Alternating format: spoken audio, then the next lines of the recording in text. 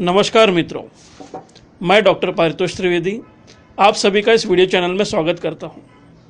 आज हम इस वीडियो में डेंगू बुखार के संबंधी कुछ मिथक और उनकी सच्चाई के बारे में जानकारी लेंगे। हर वर्ष की तुलना में इस वर्ष भारत में डेंगू बुखार का आतंक अधिक देखने को मिल रहा है। हर रोज अखबार में अलग अलग जगहों पर डेंगू फीवर के फैलाव के बारे में पढ़ने को मिलता है।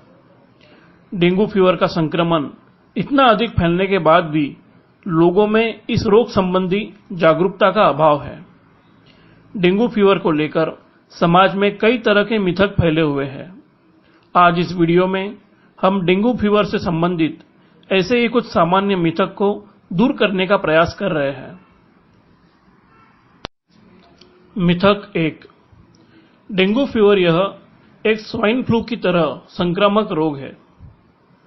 सच, स्वाइन फ्लू की तरह डेंगू फीवर भी वायरस से होने के कारण लोगों में यह धारणा है कि डेंगू फीवर भी एक संक्रामक रोग है जो कि खांसने, छींकने या हाथ मिलाने से फैलता है। कुछ लोग तो डेंगू फीवर से पीड़ित लोगों से दूरी बनाकर रखते हैं।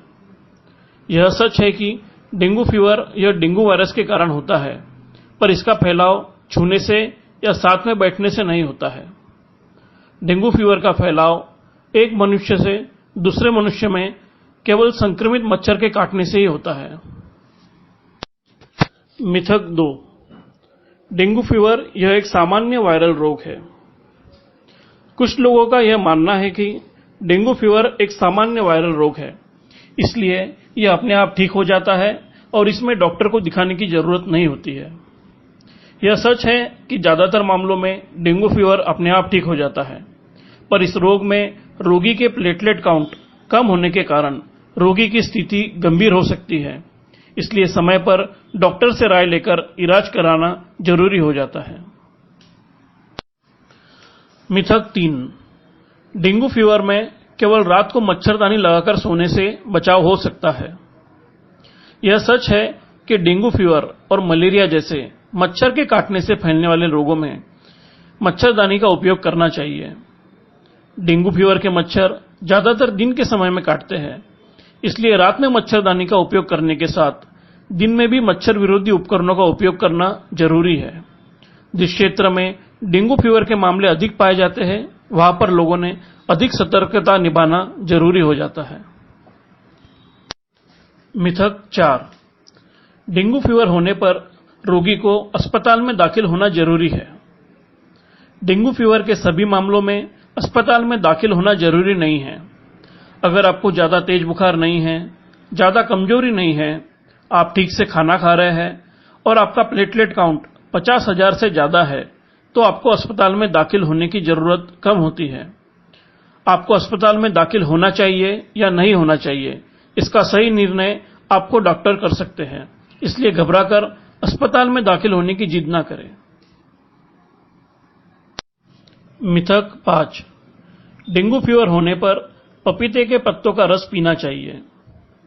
कई रोगियों में प्लेटलेट काउंट कम हो जाने पर पपीते के पत्तों का रस पीने पर फायदा होते हुए देखा गया है, पर इस पर ना तो कोई रिसर्च हुआ है, ना ही इसका कोई ठोस पुरावा है।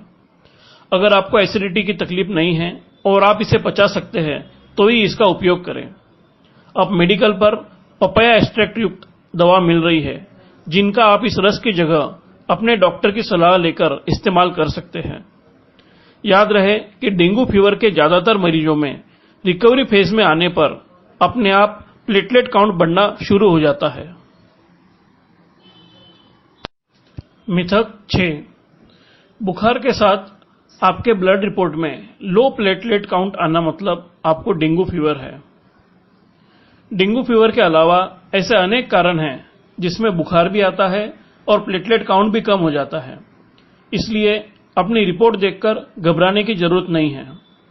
डेंगू फीवर की कोई विशेष दवा या इंजेक्शन नहीं आता है, इसलिए अगर आपके पास पैसों की कमी है तो डेंगू फीवर की महंगी जांच कराने की जिद न करें।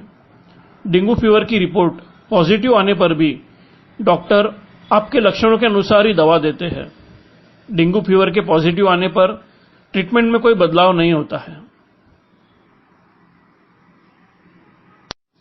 मिथक 7, एक बार डेंगू फीवर से ठीक हो जाने पर आपको दोबारा डेंगू फीवर होने का खतरा नहीं होता है। किसी भी व्यक्ति को डेंगू फीवर या डेंगू फीवर के 4 प्रकारों में से किसी एक प्रकार के वायरस से होता है। एक बार जब आपको डेंगू फीवर होता है और आप उससे ठीक हो जाते हैं, तब आपको उस एक प्रकार के डेंगू फीवर के वायरस से हमेशा के लिए प्रतिरोधक शक्ति या इम्यूनिटी मिल जाती है। पर अन्य 3 प्रकार के डेंगू फीवर वायरस से आपको दोबारा डेंगू फीवर हो सकता है। याद रहे कि यह दूसरी बार होने वाला डेंगू फीवर अधिक गंभीर होने का खतरा अधिक रहता है। मिथक 8। मिस्टर XYZ डॉक्टर के पास डेंगू फीवर की शर्तिया दवा मिलती है। अगर कोई व्यक्ति या डॉक्टर यह कहता है कि उसके पास डेंगू फीवर की शर्तिया दवा या वैक्सीन है, तो आज की तारीख में यह 100% झूठ है।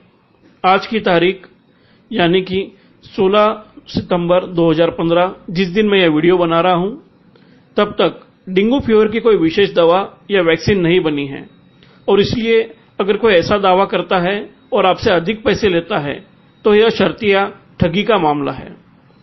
डेंगू फीवर के ज्यादातर मामलों में रोगी की रोग प्रतिकार शक्ति स्वयं ही ठीक कर देती है, और इसका फायदा उठाकर कई लोग ज्यादा पैसा वसूल करते हैं। मिथक 9। ऊंची मंजिलों पर रहने वाले लोगों को डेंगू फीवर नहीं होता है। डेंगू फीवर फैलाने वाले एडिस एजिप्टी मच्छर ज्यादा ऊपर तक नहीं उड़ते हैं, पर लिफ्ट से यह ऊपरी मंजिलों तक पहुंच सकते हैं। अगर ऊपरी मंजिलों पर पानी जमा होता है तो ऐसी जगह पर ब्रीडिंग कर इनकी संख्या भी बढ़ सकती है, और ऊंची मंजिलों पर रहने वाले लोगों में भी डेंगू फीवर फैल सकता है। मिथक 10।